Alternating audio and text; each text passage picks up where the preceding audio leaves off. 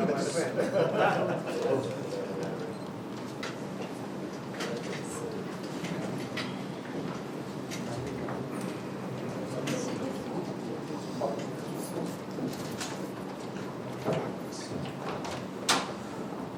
afternoon, Your Excellency,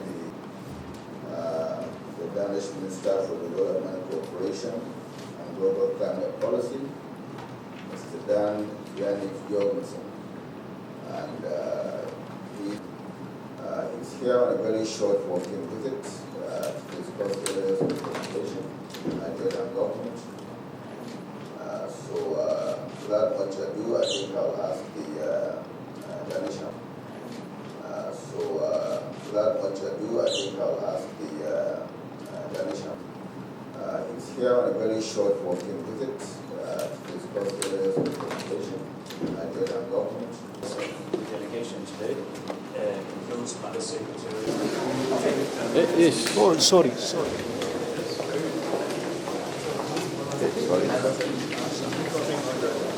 Had a very good meeting with the Vice President. There's no doubt that Nigeria has embarked on a very, very ambitious travel.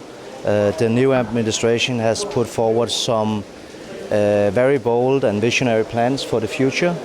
And I think that there's a great opportunity for a collaboration between Denmark and Nigeria. We already are collaborating and already are friends, but we can work even closer together, especially on the subject of a green transition. We all know that we need to do more to fight climate change.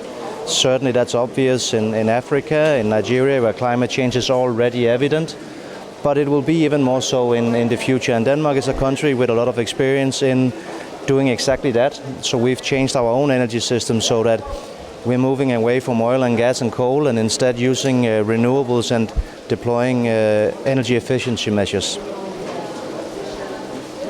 What would you like to tell Nigerians who are maybe skeptical about the green energy?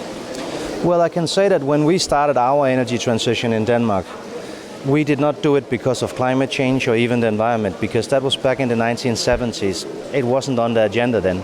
We did it for another reason. We wanted to become independent. We wanted to make the most rational decisions from an economic standpoint. And what it's shown in Denmark, obviously, this is different from country to country, but we can definitely share our own experience, and that is that what you can do by using the wind, harnessing the wind, by using the sun, is exploiting the forces of nature to make energy for yourself. And today, for instance, offshore wind. We built the first offshore wind farm in the world back in 1991. At that time, extremely expensive, not very flexible, but because the technology has developed in the way that it has, today offshore wind is cheaper even than coal for electricity production. And onshore wind is even cheaper.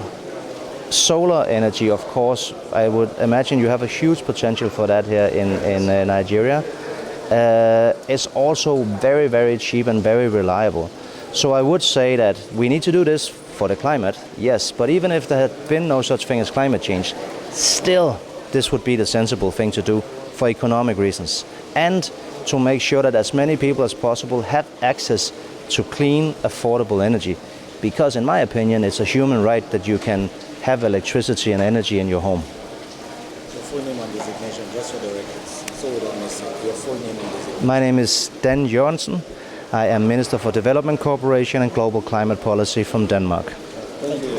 Thank you.